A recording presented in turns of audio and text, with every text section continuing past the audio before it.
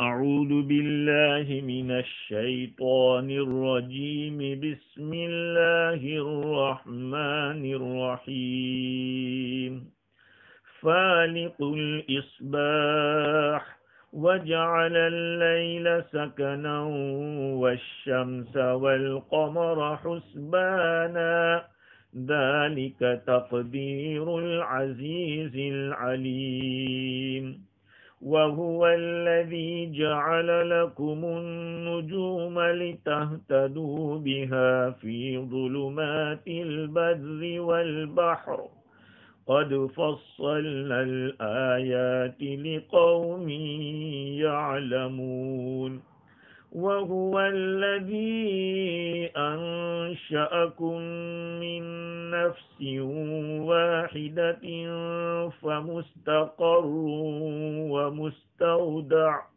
قد فصلنا الآيات لقوم يفقهون صدق اللہ العظیم۔ معزز سامعین، بزرگوں، پیارے بھائیوں، سننے والی خواتین، مائیں اور بہنیں، کل گزشتہ یہ گفتگو چل رہی تھی کہ اللہ رب العزت نے ان آیات کے اندر دلائل توحید کو بیان کیا ہے۔ چنانچہ دانے اور گٹھلی کے بارے میں کل گفتگو ہوئی تھی، اور زندہ کو مردہ سے نکالنا اور مردہ سے زندہ کو نکالنے کی بات کہی تھی، اور یہ عرض کیا تھا کہ یخرج الحی من المیت، زندہ کو مردہ سے نکالتے ہیں، اس کو ایک ورد فعل کے ساتھ بیان کیا، اور مردہ کو زندہ سے نکالنے کو اسم کے ساتھ بیان کیا، تاکہ دونوں الگ الگ علیحدہ مستقل دلیل سامنے آ جائے کہ جیسے زندہ کو مردہ سے نکالنا ایک دلیل ہے مستقل، ایسے ہی مردہ کو زندہ سے نکالنا یہ بھی ایک دلیل ہے۔ اس کے بعد جن آیتوں کو آج پڑھا ہے، اس میں پہلی آیت میں دوسرے نمبر کی دلیل بتلائی فالق الاصباح، اللہ تعالی صبح کو نکالنے والا ہے۔ اکثر مفسرین تو پھاڑنے کا ترجمہ کرتے ہیں، لیکن خلاصۃ التفسیر میں حضرت حکیم الامت رحمۃ اللہ علیہ نے صبح نکالنے والا ترجمہ کیا۔ اصل میں اشارہ اس بات کی طرف کیا ہے کہ اللہ تعالی پھاڑنے والا ہے تاریکی کو، چونکہ تاریکی اور صبح ان دونوں کا بہت ہی گہرا تعلق ہے، ایک جاتا ہے دوسرا آتا ہے، دوسرا جاتا ہے پہلا چلا جاتا ہے، مطلب یہ ہے کہ دونوں میں بڑی مناسبت ہے، اس لیے صبح کا تذکرہ ہے، اور یہاں جو پھاڑا جاتا ہے وہ ظلمت اور تاریکی ہے۔ اس کو یوں سمجھے کہ ایک کپڑا ہے جو لپیٹا ہوا ایک صندوق میں رکھا گیا ہے، پہلے صندوق کو کھولا جاتا ہے، کھولنے کے بعد پھر کپڑے کو پھیلایا جاتا ہے۔ اسی طرح سے یہ روشنی اور تاریکی، فجر یہ رات کے اندر گویا کہ لپیٹی ہوئی تھی، جیسے کپڑا لپیٹا ہوا ہوتا ہے، تو رات پھٹتی ہے پہلے اور اس میں سے صبح نکلتی ہے۔ اس کو اللہ تعالیٰ نے بیان کیا فالق الاصباح، وہ صبح کو نکالنے والا ہے۔ مفتی شفیع صاحب رحمۃ اللہ علیہ نے لکھا ہے کہ اللہ تعالیٰ نے صبح کے اندر اور دن کے اندر، روشنی کے اندر بھی بہت ساری نعمتیں رکھی ہے۔ انسان دن کے اجالے سے بہت سارے فوائد حاصل کرتا ہے، اور جو کام دن میں کر سکتا ہے وہ رات کو نہیں کر سکتا۔ دن میں انسان اپنے سارے کاروبار کے کام کرتا ہے۔ آگے اللہ تعالیٰ نے رات کے بارے میں بیان کیا، وَجَعَلَ اللَّيْلَ سَكَنًا۔ دیکھو اس آیت میں 3 دلیلیں، ایک تو صبح نکالنا، ایک یہ دلیل، اور دوسری دلیل یہ ہے کہ رات کو آرام کے لیے بنایا۔ وَجَعَلَ اللَّيْلَ سَكَنًا، سکن اصل میں کہتے ہیں ما يسكن إليه الرجل ويطمئن إليه استئناسا به واسترواحا إليه من زوج أو حبيب، جس کے پاس آدمی رہتا ہے، سکون حاصل کرتا ہے، انسیت حاصل کرتا ہے، مطمئن ہوتا ہے، راحت حاصل کرتا ہے، اس کو سکن کہتے ہیں۔ چاہے وہ بیوی ہو، چاہے دوست ہو، اس کو بھی قرآن مجید کے اندر سکن کا لفظ اللہ تعالیٰ نے استعمال کیا ہے۔ وَمِنْ آيَاتِهِ أَنْ خَلَقَكُم مِّن نَفْسٍ وَاحِدَةٍ وَجَعَلَ مِنْهَا زَوْجَهَا لِيَسْكُنَ إِلَيْهَا، لِيَسْكُنَ، اس سے سکون حاصل ہو۔ رات کو بھی سکن کہا جاتا ہے اس لیے کہ اس سے آدمی انس حاصل کرتا ہے، اور رات کے اندر انسان کو اطمینان ہوتا ہے، کیونکہ دن بھر تھکا ہوا ہے، اس کو اب ایسے وقت کی ضرورت ہے جس وقت میں وہ آرام کرے۔ اللہ تعالیٰ نے اس کے لیے رات بنائی۔ اب سوال یہاں پر یہ ہوتا ہے کہ جب رات سکون کے لیے ہے تو پھر جنت میں رات کیوں نہیں ہے؟ جنت تو ایسی جگہ ہے کہ وہاں اہنَ عیش وَأَلَدُّ زمان، اچھے سے اچھا لذیذ زمانہ وہ ہوگا۔ اللہ ہم سب کو اپنے جنت الفردوس میں جگہ عطا فرمائے، اور جتنا خوشگوار ماحول ہوگا اور زندگی ہوگی وہ جنت میں ہوگی، لیکن وہاں پر رات نہیں ہوگی۔ اس کا جواب یہ ہے کہ رات اور دن اللہ تعالیٰ نے اس دنیا کے نظام کے اندر بنایا ہے، بندوں کی مصلحتوں کی وجہ سے، بندوں کی ضرورت کی وجہ سے۔ چونکہ دار آخرت وہ ایسی جگہ نہیں ہے جہاں پر بندوں کو اس طرح کی کوئی ضرورت پیش آئے۔ یہ عادتیں وہاں باقی نہیں رہے گی جو دنیا کے اندر عادتیں ہماری چل رہی ہے، دن میں کام کرنا، رات کو آرام کرنا، وہاں پر یہ بات نہیں ہوگی۔ تو یہ عالم الگ ہے، وہ عالم الگ ہے، لہذا سوال ہی نہیں ہوتا کہ وہاں پہ رات کیوں نہیں ہوگی۔ مفتی شفیع صاحب رحمۃ اللہ علیہ نے بیان کیا ہے کہ رات کی تاریکی بھی ایک واقعتاً اللہ تعالیٰ کی بڑی نعمت ہے۔ رات کی تاریکی کو راحت کے لیے متعین کر دیا، یہ ایک مستقل نعمت ہے، اللہ تعالیٰ کی قدرت قاہرہ کا ایک خاص مظہر ہے، اور یہ نعمت روزانہ بے مانگے مل جاتی ہے۔ اس لیے انسان کا دھیان بھی کبھی نہیں جاتا کہ کتنا بڑا احسان اور انعام ہے۔ دیکھو تھوڑی دیر کے لیے اتنا سوچ لو کہ اگر اللہ سبحانہ و تعالی رات کو آرام کے لیے مقرر نہ کرتا، ہر بندے کو اپنے اپنے طور پہ آرام کرنے کا وقت دیا جاتا، تو کیا ہوتا؟ کوئی صبح کو 8 بجے سونے کا ارادہ کرتا، کوئی 12 بجے کرتا، کوئی 4 بجے کرتا، کوئی رات کے کسی مختلف حصوں میں کرتا، جس کا نتیجہ یہ ہوتا کہ رات دن کے 24 گھنٹوں میں کوئی بھی ایسا گھنٹہ اور ایسا وقت نہ ہوتا جس میں انسانی کاروبار، محنت مزدوری، کارخانے اور فیکٹریاں نہ چل رہی ہوتی۔ چلے تھوڑی دیر کے لیے سمجھ لو کہ ایک ہی گھر کے اندر 10 آدمی ہے، رات کا وقت ہے، اور کچھ سوچتے ہیں کہ ہم رات کو ہم سوتے ہیں، کچھ سوچتے ہیں کہ ہم دن میں سوئیں گے۔ اب وہ دن میں سونے والے گانے بجا رہے ہیں، میوزک سن رہے ہیں، تو جو سوئے ہوئے ہیں ان لوگوں کی نیند کیسی ہوگی؟ اگر وہ کاروبار کام کریں گے تو کارپینٹر کا کام ہو یا کوئی ایسا کام ہو جس کے اندر آواز ہوتی ہو، تو سونے والوں کی نیند گڑبڑ ہوگی۔ یہ اللہ رب العزت نے گویا کہ بندوں کے لیے، بندوں ہی کے فائدے کے لیے رات کو اس طرح سے کر دیا، ہر انسان کو مجبور کہ وہ اس پر نیند کا غلبہ مسلط ہو جاتا ہے، وہ سارے کام چھوڑ کر سونے کے لیے مجبور ہو جاتا ہے۔ شام ہوتے ہی پرندے چرندے درندے سب اپنے اپنے مستقر اور گھر کا رخ کرتے ہیں۔ ہر انسان جبری طور پر کام چھوڑ کر آرام کرنے کی فکر میں لگ جاتا ہے۔ پوری دنیا میں ایک سناٹا چھا جاتا ہے۔ رات کی تاریکی نیند اور آرام میں معین و مددگار ثابت ہوتی ہے، کیونکہ عادتاً زیادہ روشنی میں نیند نہیں آتی۔ اب دیکھیے، اگر ساری دنیا کی حکومتیں اور عوام مل کر ایک معاہدہ اس طرح کر دے، سونے کا ایک وقت مقرر کریں، تو کتنی دشواریاں ہوگی۔ سارے انسان کسی معاہدے کے پابند ہو کر ایک معین وقت سویا کرتے، تو جانوروں کو کون یہ کرتا؟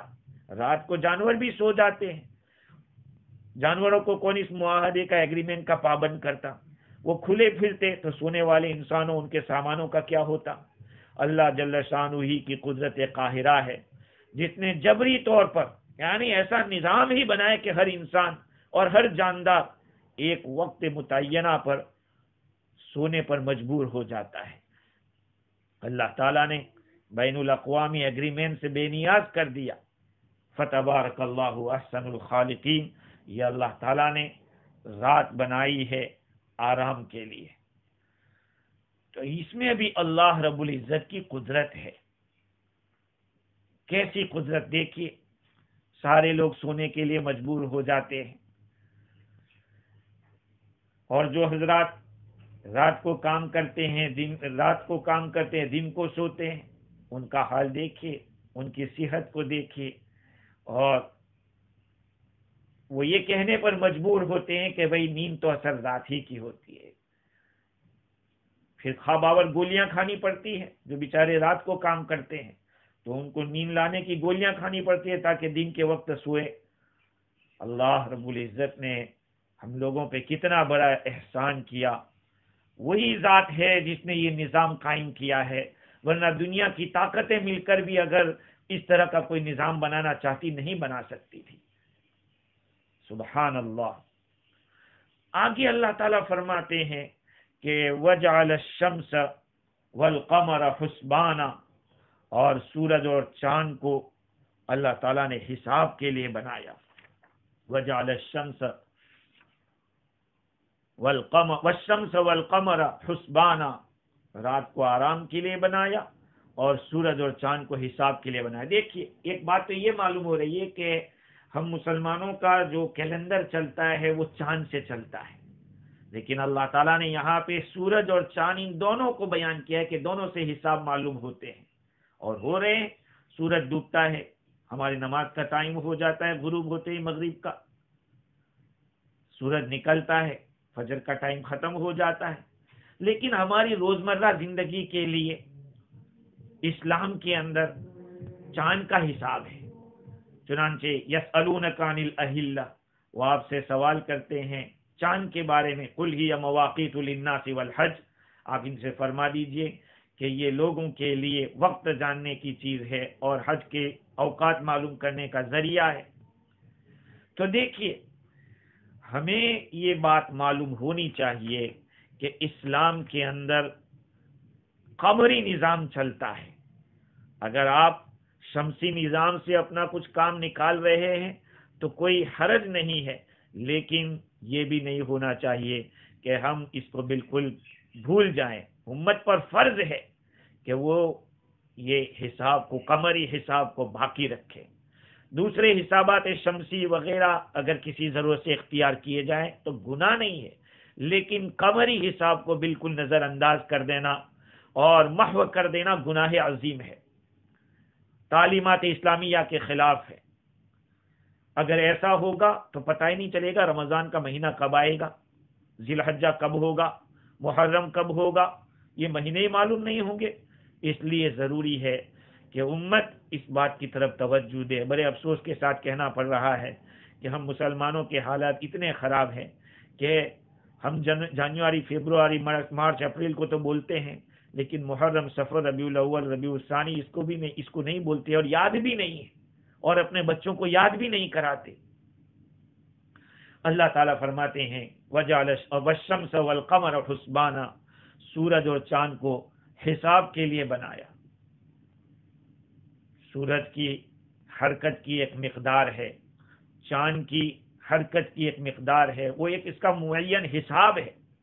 جیسے اللہ تعالیٰ نے دوسری جگہ سورہ یونس میں فرمایا هو الذي جعل الشمس ضياء والقمر نورا وقدره منازل لتعلموا عدد السنين والحساب۔ وہ وہی ذات ہے جس نے سورج کو روشنی عطا فرمائی اور چاند کو روشنی عطا فرمائی، سورج کو روشن کیا، چاند کو روشن کیا، اور ہر ایک کے لیے منازل مقرر کیے تاکہ تم لوگ سالوں کے تعداد کو سمجھو اور حساب کو جانو۔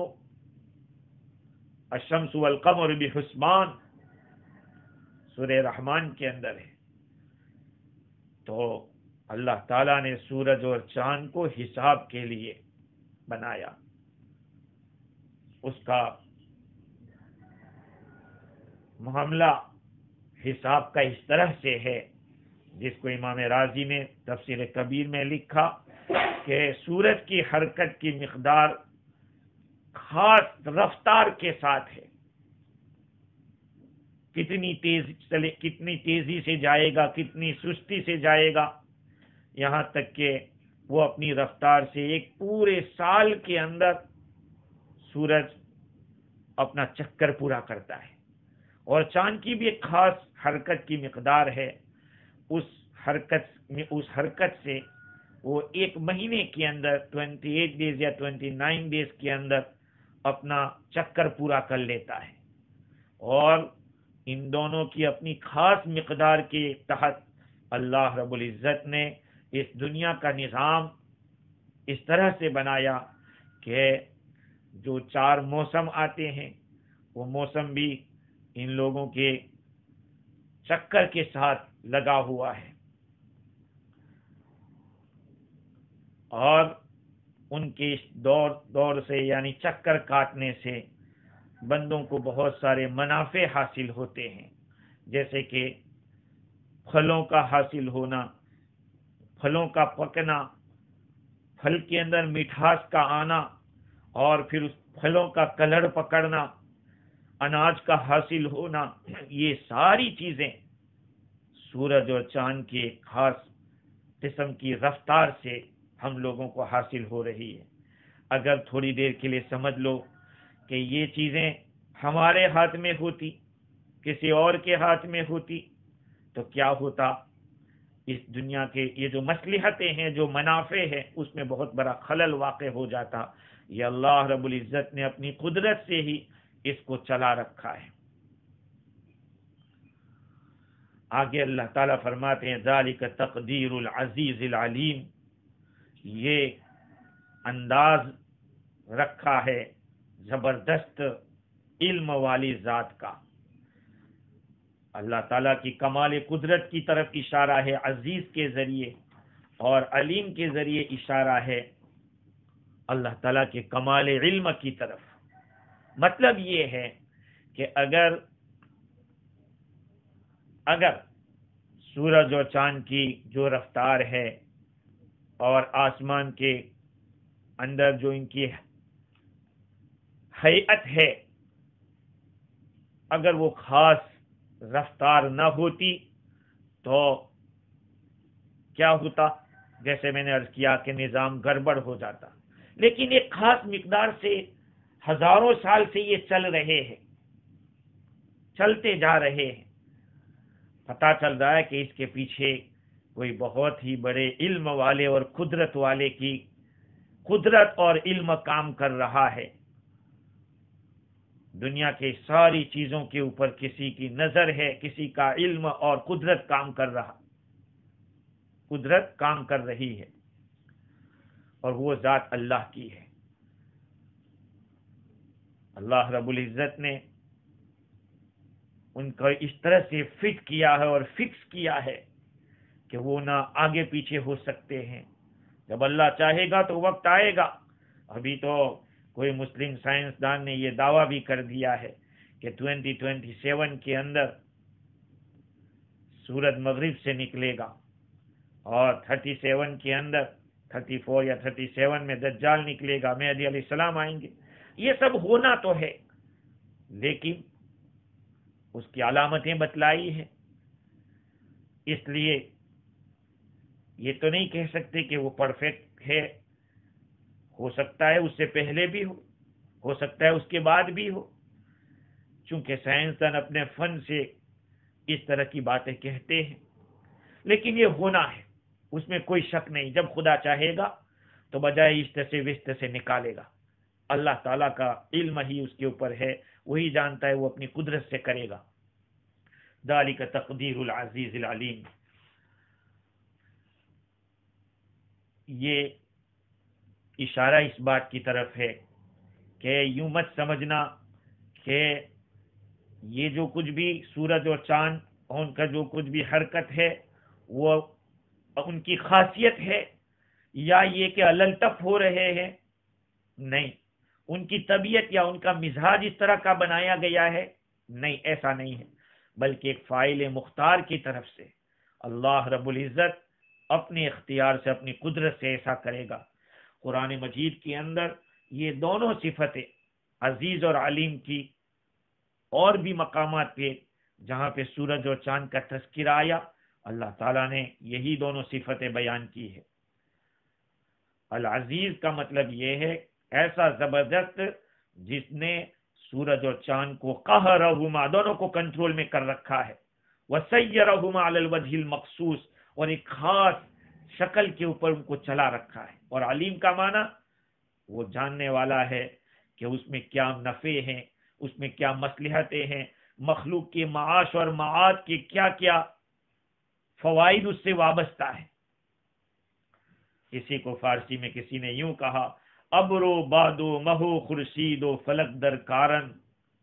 ابرو بادو مہو خورشید و فلک در کارن، تا تو نانے بکف آری و بغفلت نہ خوری. بادل ہے، ہوا ہے، چاند ہے، سورج ہے اور آسمان، یہ سب اپنے کام کے اندر لگے ہوئے ہیں تاکہ تو روٹی اپنے ہاتھ میں لیوے اور غفلت کے ساتھ نہ کھائے. ہما از بہر تو سرگشتہ و فرما بردار، یہ سب کے سب تیرے خاطر سرگرداں ہے اور حکم کے تابع ہیں، اللہ کے حکم پہ چل رہے ہیں. شرط انصاف نہ باشد کہ تو فرما نہ بری، یہ انصاف کے خلاف ہوگا کہ وہ تو تیری خدمت کر رہے ہیں اور تو جس مقصد کے لیے پیدا کیا گیا ہے، جس کے حکم کے تو تابع ہے، اس کی فرما برداری نہ کرے. یہ انصاف کے خلاف ہے کہ قدرت نے ہمارے لیے یہ ساری چیزوں کو بنایا اور ہمارے فوائد کے لیے چلا دیا اور ہمیں فائدہ مل رہا ہے، لیکن ہمیں جس مقصد کے لیے بنایا تھا کہ اس کی عبادت کریں، اس کو پہچانیں، اس کے حکم پہ چلیں، ہم اس کی خلاف ورزی کریں گے تو گویا یوں ہوگا کہ نفع تو اٹھا رہے ہیں لیکن ہم اس کے خلاف، اس کے حکم کے خلاف کر رہے ہیں. ذالک تقدیر العزیز العلیم. تو میں یہ عرض کر رہا تھا کہ اللہ تعالیٰ نے یہ دونوں صفتیں سورج اور چاند کے مسئلے میں اور بھی جگہ پہ بیان کی. وَزَيَّنَّا السَّمَاءَ الدُّنْيَا بِمَصَابِيحَ وَحِفْظًا ذَلِكَ تَقْدِيرُ الْعَزِيزِ الْعَلِيمِ.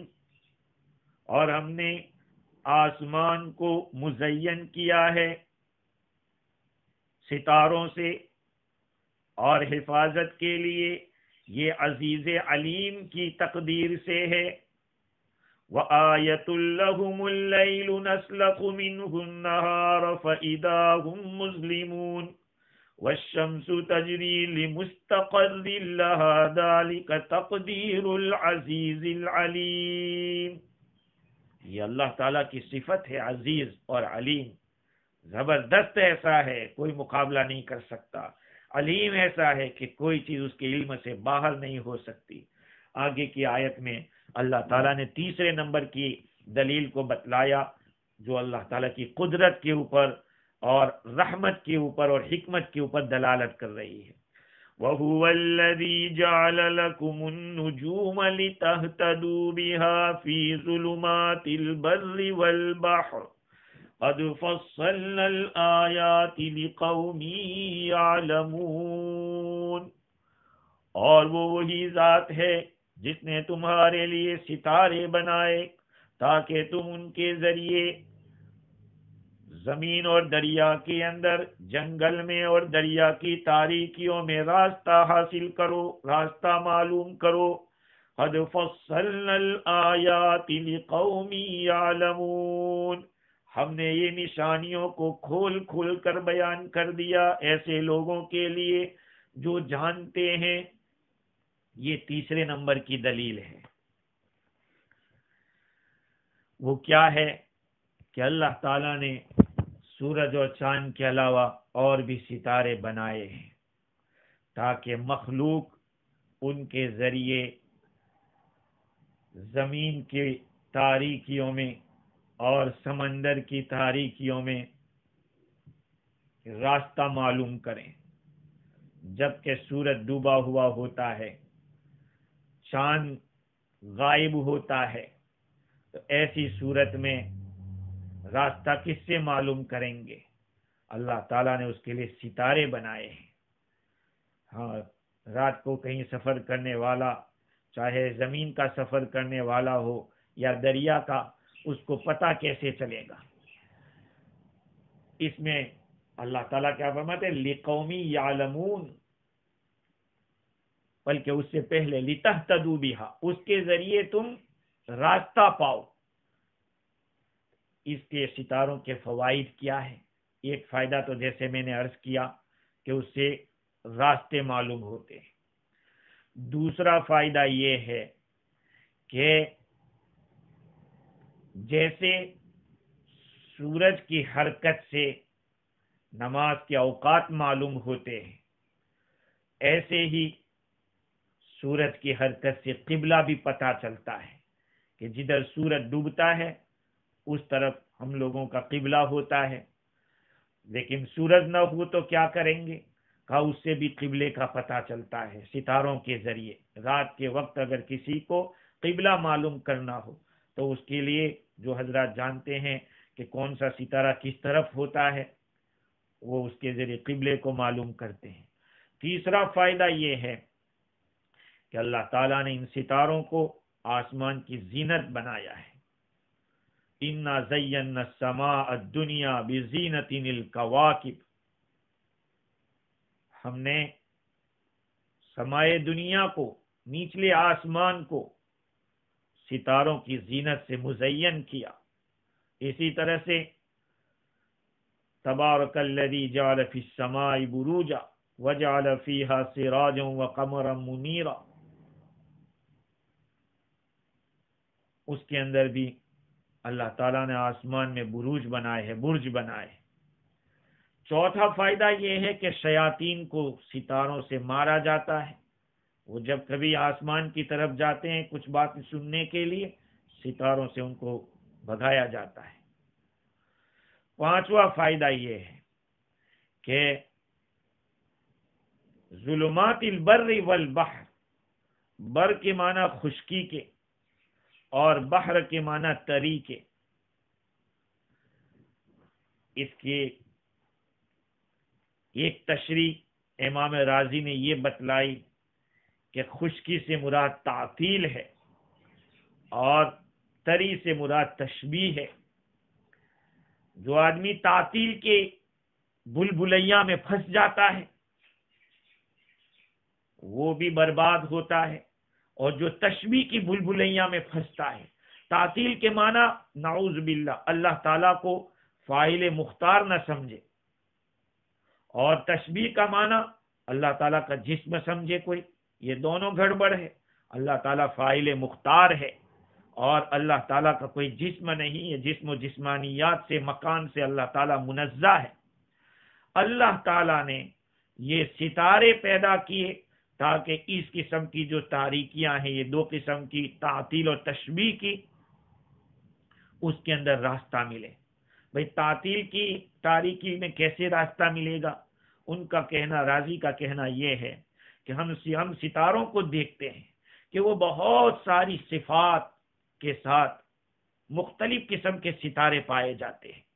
بعض سیارے ہوتے ہیں ایک جگہ رکنے والے، بعض چلتے رہنے والے ہوتے ہیں، اور ثوابت بعض علاقوں میں ہوتے ہیں، بعض قطبین میں ہوتے ہیں، بعض ثوابت چمکنے والے ہوتے ہیں، بعض کم چمک والے ہوتے ہیں، بعض بڑے ہوتے ہیں، بعض چھوٹے ہوتے ہیں، بعضوں کی جو روشنی ہوتی ہے وہ بھی بڑی ہوتی ہے، اور بعض چھپے ہوئے روشنی بھی ان کی جو کم ہوتی ہے۔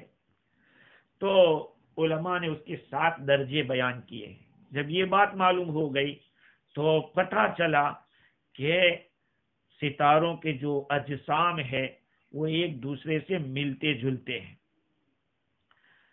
جب یہ ایک دوسرے سے ملتے جلتے ہیں پھر بھی ہر ایک کی صفت الگ الگ ہے، ہر ایک کا کام الگ الگ ہے۔ معلوم ہوا کہ جسم یکساں ہوتے ہوئے بھی کام الگ الگ، صفت الگ الگ، یہ کیسے ہو گیا؟ کہا کہ فاعل مختار کی تقدیر سے یہ ہوا ہے۔ تو جو حضرات یہ سوچتے ہیں کہ اللہ فاعل مختار نہیں، وہ فاعل مختار ہے تبھی تو ان ستاروں کو الگ الگ چیزیں عطا کر رہا ہے۔ اور تشبیہ کی بھلبلیاں میں جو پھنسا ہوا ہے، جو خدا تعالیٰ کا جسم سمجھتا ہے، اس کو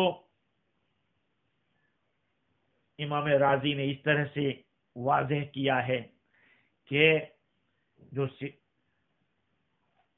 اما وجه الاهتداء بها في ظلمات بحر التشبيه فلأننا نقول انه لا عيب يقدح في الہیت هذه الكواكب۔ یہ ستاروں کو جو لوگ خدا مانتے تھے، ان کے خدا ہونے کے انکار کے لیے یہی تو کہا تھا کہ یہ تو اجزاء سے بنے ہوئے ہیں، جتنے کواکب ہیں، ستارے ہیں، وہ ٹکڑے ہو سکتے ہیں، اور دوسری بات یہ کہ وہ لمیٹڈ ہوتے ہیں، محدود ہوتے ہیں، متغیر چینج ہونے والے ہوتے ہیں، متحرک ہوتے ہیں، ایک جگہ سے دوسری جگہ جانے والے ہوتے ہیں۔ جب یہ چیز کسی کے اندر پائی جاتی ہے تو وہ خدا نہیں بن سکتے۔ لہذا جب یہ ستاروں کو ہم نے کہا کہ خدا نہیں بن سکتے، کیونکہ یہ ساری چیزیں اس کے اندر پائی جاتی ہیں، اگر یہ خدا کے اندر مان لی جائے تو پھر خدا کیسے رب ہمارا ہوگا؟ اللہ تعالیٰ کو ہمیں پاک ماننا ضروری ہے۔ یہ ستاروں کو دیکھ کر ہمیں سمجھ میں آ رہا ہے کہ جو حضرات جسم مان رہے ہیں، تو ہم نے ستاروں کی خدائی کا انکار تو اسی لیے کیا تھا ابراہیم علیہ السلام کے تذکرے کے اندر کہ ستارے تو ٹکڑے بھی ہو سکتے ہیں، منتقل بھی ہوتے ادھر سے ادھر، اس لیے وہ خدا نہیں بن سکتے جس میں یہ چیزیں ہوتی ہیں۔ اب تم خدا کا جسم مان رہے ہو تو پھر خدا تو رب کیسے مانو گے؟ وہ معبود کیسے ہوگا؟ اس طرح سے امام رازی نے یہ بتایا کہ تعطیل اور تشبیہ کے بھلبلیاں اور اس کی تاریکیوں میں جو پھنسے گا، اس کے لیے بھی یہ ستاروں کے ذریعے راستہ مل سکتا ہے۔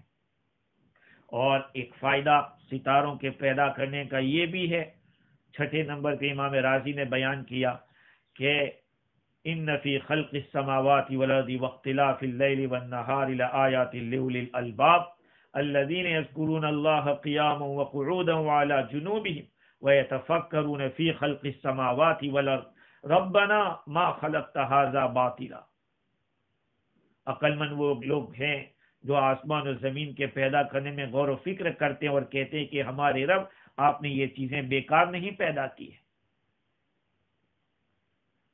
تو اجمالی طور پر اس آیت میں بتلا دیا کہ جتنی بھی چیزیں ہیں اس کا وجود ایک خاص بلند حکمت اور ایک خاص نفع کے لیے ہے، جس کو ہماری عقل تفصیل کے ساتھ اس کا احاطہ نہیں کر سکتی۔ جو آدمی اپنی حکمت سے یہی کہہ دے کہ بس یہی حکمت ہے اللہ کی، وہ تو گمراہ ہو جائے گا، اس لیے کہ اللہ تعالیٰ کی حکمتوں کو کون پہنچ سکتا ہے؟ تو اللہ تعالیٰ نے یہ ستارے بنائے ہیں جس میں آدمی غور و فکر کر کے اللہ تعالیٰ کی رضامندی حاصل کر سکتا ہے، ربنا ما خلقت ھذا باطلا کہہ کر۔ آخر میں اللہ تعالیٰ نے فرمایا قد فصلنا الآیات لقوم یعلمون، یہ نشانیاں ہم نے کھول کھول کر بیان کی ہے ایسے لوگوں کے لیے جو جانتے ہیں، جو خبر رکھتے ہیں۔ یعنی جو لوگ ان کھلی کھلی نشانیوں سے بھی اللہ تعالیٰ کو نہیں پہچانتے وہ بے خبر اور بے ہوش ہے۔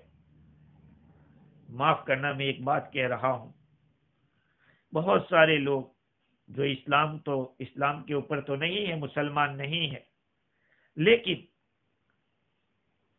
بات تو کرتے ہیں اسلام بہت اچھا دھرم ہے اور اسلام نے یہ کیا ہے، وہ کیا ہے، اتنی خدمت کی ہے، پروفیٹ محمد صلی اللہ علیہ وسلم کے بارے میں اچھائیاں بیان کرتے، وہ تو ہے ہی، کرنا ہی پڑے گا، کیونکہ دنیا میں کوئی ایسا آدمی آیا ہی نہیں، ایسا انسان آیا ہی نہیں، اللہ تعالیٰ نے بنایا ہی نہیں ایسا انسان۔ لیکن یہ امت ان لوگوں کی باتوں کو لوگوں کے سامنے لاتے ہیں، تو سوال یہ ہوتا ہے کہ جب وہ لوگ اتنا جانتے ہیں پھر مانتے کیوں نہیں، پھر اسلام میں داخل کیوں نہیں ہو جاتے؟ اس کا یہ مطلب کہ وہ جانتے ہی نہیں۔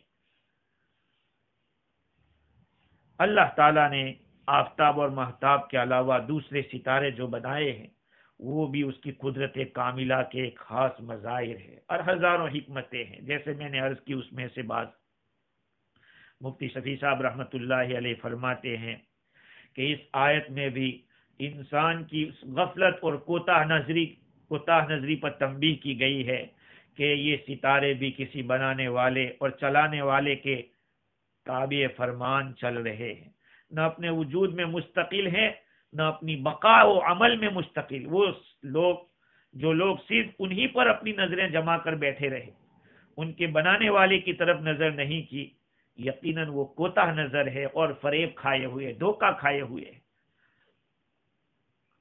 چاند پر بھی چلے گئے اور چاند پر جانے کے بعد جس نے دیکھا کہ دو روشنی زمین کے اوپر ہے، مکہ اور مدینہ، مکہ مکرمہ مدینہ منورہ میں، اس کو ایسے غائب کر دیا گیا تاکہ اسلام کی جو بالادستی ہے وہ لوگوں کے سامنے نہ آنے پائے۔ لیکن بات یہی ہے، اللہ تعالیٰ فرماتے قد فصلنا الآیات لقوم یعلمون، ہم نے یہ آیتیں کھول کھول کر بتلائی ہے ایسے لوگوں کے لیے جو خبر رکھتے ہیں، جو جانتے ہیں۔ امام رازی نے لکھا ہے کہ مطلب یہ ہے کہ یہ ستارے ایسے ہیں کہ ان کے ذریعے ممکن ہے کہ زمین اور دریا کی تاریکیوں کے اندر راستے پا سکتے ہیں، ایسے ہی ممکن ہے کہ ان ستاروں کے ذریعے اس دنیا کے بنانے والے صانع اور حکمت والی ذات اللہ کی معرفت تک پہنچ سکتے ہیں، اس کی کمال قدرت اور کمال علم تک پہنچ سکتے ہیں ان ستاروں کے ذریعے۔ اور یہ بھی مراد ہو سکتا ہے کہ یہاں فصلنا الآیات لقوم یعلمون سے مراد یعقلون، عقل والے لوگ وہی اس کو سمجھ سکتے ہیں، جیسے کہ چوتھے پارے میں بھی اللہ تعالیٰ نے لقوم یعقلون، دوسرے پارے میں ان فی خلق السماوات کے اندر لقوم یعقلون، اور چوتھے پارے میں آیات لأولی الالباب بتلایا ہے۔ اور تیسرا مطلب یہ ہو سکتا ہے کہ لقوم یعلمون یعنی سوچنے والے لوگوں کے لیے ہم نے نشانیاں کھول کھول کر بتلائی ہے، اب تمہارا کام یہ ہے کہ تم غور و فکر کرو اور محسوس کے ذریعے معقول پر دلیل پکڑو، شاہد سے غائب تک پہنچو۔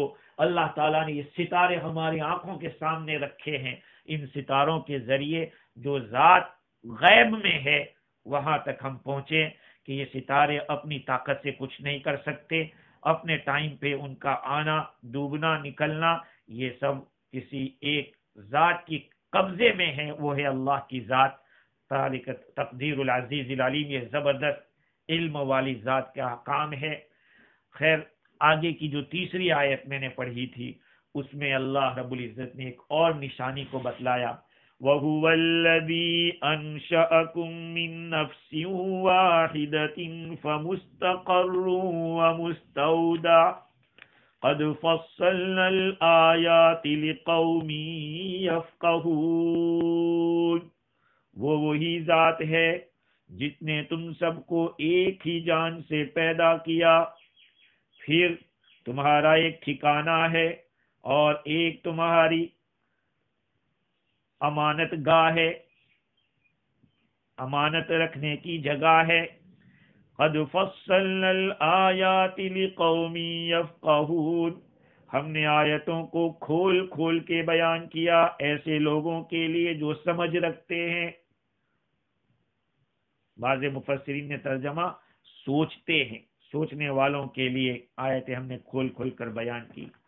یہ چوتھے نمبر کی دلیل ہے جس کے اندر دو لفظ اللہ تعالیٰ نے بیان کیے۔ پہلے تو یہ بتلایا کہ وہ ذات ہے جس نے تم کو ایک جان سے پیدا کیا، اور وہ ایک جان حضرت آدم علیہ السلام کی ہے۔ آدم علیہ السلام سے ہی تو پوری دنیا چلی ہے، ان کی پسلی سے حوا علیہ السلام کو بنایا، اور اسی ایک جان سے سارے لوگ تیار ہوئے ہیں۔ اس پہ ایک سوال یہ ہو سکتا ہے کہ حضرت عیسیٰ علیہ السلام کے بارے میں آپ کیا کہیں گے؟ اس کا جواب یہ ہوگا کہ وہ بھی تو مریم علیہ السلام سے پیدا ہوئے، اور مریم علیہ السلام بھی تو اپنے ماں باپ سے پیدا ہوئی ہے، اس طرح سے وہ بھی حضرت عیسیٰ علیہ السلام بھی اس میں داخل ہے۔ اس کے اوپر پھر سوال کیا کہ حضرت عیسیٰ علیہ السلام کے بارے میں تو اللہ تعالیٰ نے فرمایا کہ کلمے سے پیدا کیے گئے، القاہا الی مریم وروح من، اور روح سے پیدا کیے گئے جو ان کے اندر پھونکی گئی تھی مریم علیہ السلام کی، تو پھر کیسے ان کو یہاں پہ کہا جائے گا کہ عیسیٰ علیہ السلام داخل ہے؟ تو اس کا جواب یہ دیا ہے کہ انشأکم کے معنی خلقکم، وہ ذات ہے جس نے تم کو پیدا کیا۔ انشأکم کے معنی ہوتا ہے پیدا کرنا، ابتداء نہیں، بلکہ نشو و نمو جس کو کہتے ہیں، بڑا کرنا، یا یہ کہ من نفس واحدۃ کے اندر لفظ من ہے، وہ ابتدائے غایت کے لیے ہوتا ہے، اور اس میں حضرت عیسیٰ علیہ السلام بھی مریم علیہ السلام سے پیدا ہوئے ہیں، تو عیسیٰ علیہ السلام کی ابتدا وہ بھی مریم علیہ السلام سے ہوئی ہے۔ تو اس طرح سے من کو جو یہاں بیان کیا ہے، لفظ من کو ابتدائے غایت کے لیے مانیں گے تو عیسیٰ علیہ السلام بھی داخل ہو جائیں گے۔ خیر، اس آیت کریمہ کے اندر اللہ رب العزت نے دلیل بتلائی، لیکن اوپر جتنی دلیلیں تھی وہ پہلے تو زمین کی تھی، آفاق کی تھی۔ دوسرے نمبر کے اوپر جو دلائل اللہ تعالیٰ نے دلیل بتلائی تھی اس کے اندر آسمان سے تعلق رکھتا تھا، فالق الاصباح۔ تیسری دلیل کے اندر بھی آسمانی چیزیں تھی، ستاروں کو بنایا۔ اب چوتھے نمبر کی جو دلیل ہے وہ دلیل ہے انفسی، یعنی ہماری ذات کے اندر اللہ تعالیٰ نے جو دلیل رکھی ہے۔ اب سوال یہ ہوتا ہے کہ پہلے وہ دلائل کو کیوں بیان کیا؟ وہ زیادہ واضح ہیں، اور یہ تھوڑا خفی ہے، پوشیدہ ہے، اس لیے آفاقی دلائل کو پہلے بیان کیا اور انفسی دلائل کو بعد میں بیان کیا۔ خیر، اللہ تعالیٰ نے یہاں دو لفظ بیان کیے، فمستقر و مستودع۔ مستقر کہتے ہیں ٹھہرنے کی جگہ، جائے قرار، اور مستودع یہ لفظ بنا ہے ودیعت سے، مستقر بنا ہے قرار سے، اور مستودع بنا ہے ودیعت سے، جس کے معنی ہے کسی کے پاس عارضی طور پر کسی چیز کو رکھ دینا چند دنوں کے لیے۔ تو حضرت انسان کو یہ کہا گیا کہ تم لوگوں کو ایک جان سے پیدا کیا، پھر تمہارا ایک مستقر ہے اور ایک مستودع ہے۔ مستقر اور مستودع، یہ تو ان دو لفظوں کی تحقیق ہوئی۔ فرق کیا ہے؟ فرق یہ ہے کہ مستقر یہ مستودع کے مقابلے میں نبات کے قریب ہے. جو چیز ختم ہونے کے قریب نہ ہو اس کو مستقر کریں گے، اور جو چیز ایسی ہو کہ ختم ہونے والی ہو تو اس کو مستودع کہیں گے. ارے بھائی بات یہ ہے کہ مستقر کے معنی دیر تک جہاں رہا جائے، اور مستودع کے معنی تھوڑی دیر کے لیے رہا جائے.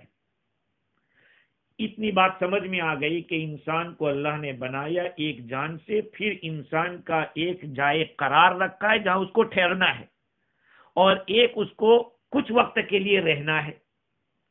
یہ جب معنی سمجھ میں آ گیا تو اب دیکھیے اس کی تفسیر کے اندر علماء کرام نے بڑی تفصیل کر ڈالی، یہاں تک کہ رازی نے 6 قول بیان کیے. مستقر کیا ہے، مستودع کیا ہے. حضرت عبداللہ ابن عباس رضی اللہ تعالیٰ عنہما کا قول یہ ہے کہ مستقر وہ ارحام ہے، ماں کے پیٹ میں جو بچہ دانی ہے وہ ہے، اور مستودع وہ باپ کی پشت ہے.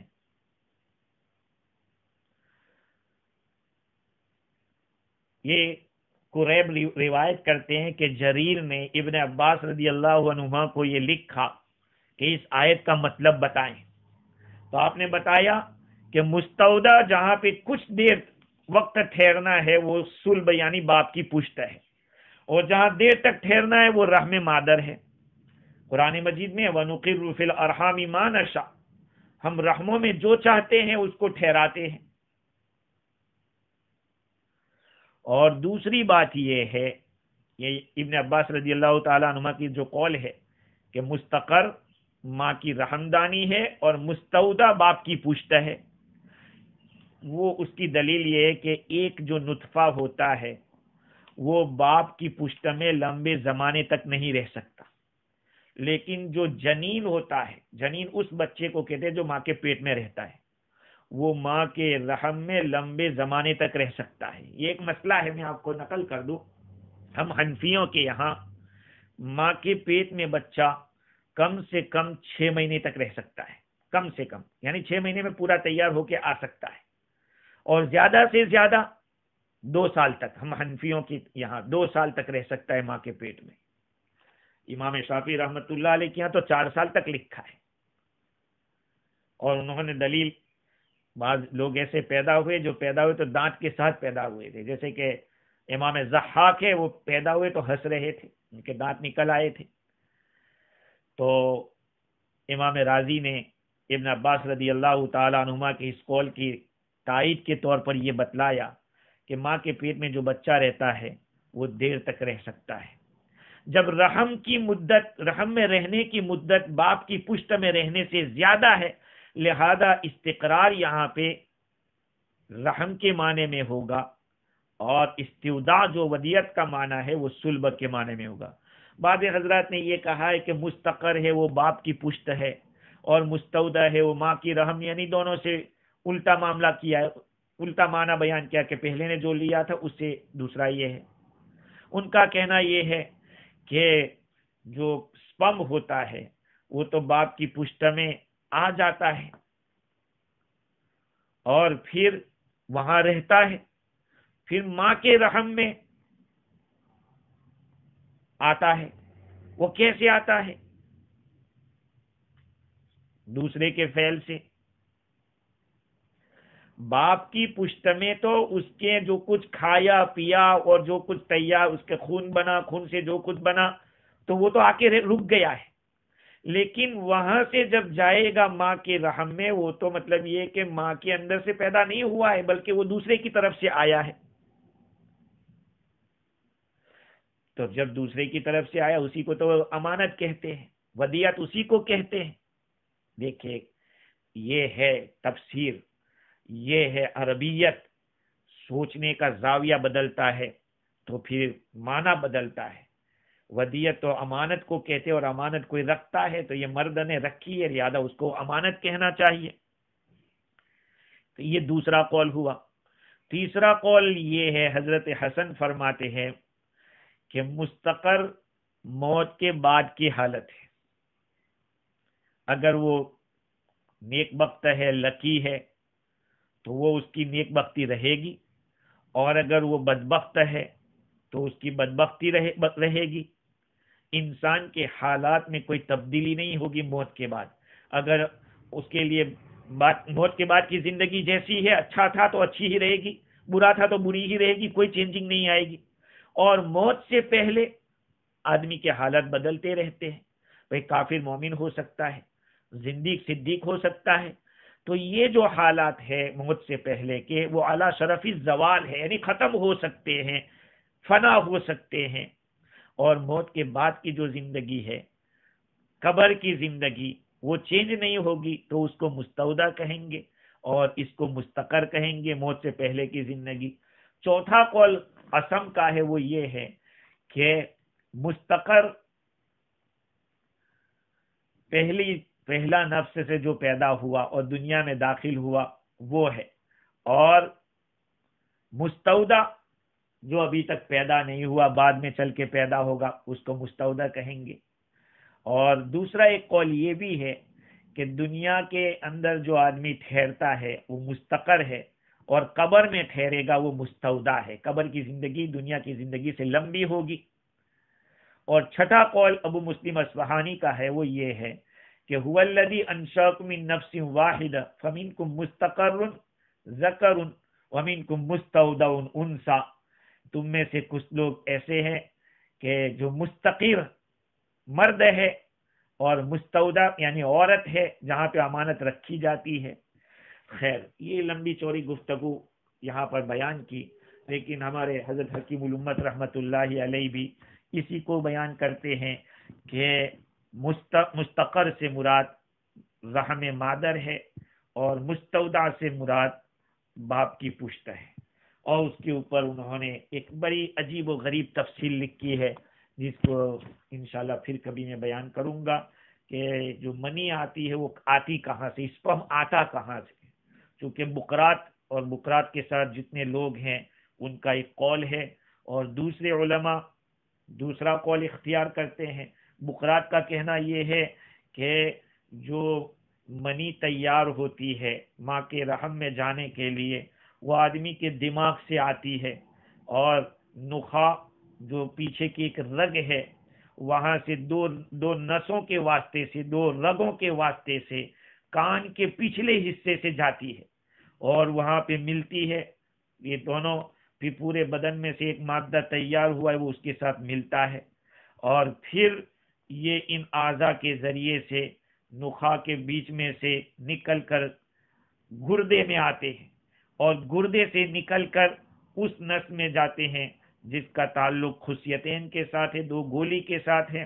وہاں پہ یہ مادہ تیار پک جاتا ہے، اور پکنے کے بعد پھر آگے جہاں جانا ہے اس کو روانہ وہاں ہوتا ہے. دوسرے لوگوں کا اول قول ہے، لیکن ٹائم زیادہ ہو گیا. اللہ تعالیٰ مجھے اور آپ کو دین کی صحیح سمجھ عطا فرمائے. مزید گفتگو آئندہ کل کریں گے. وآخر دعوانا الحمدللہ رب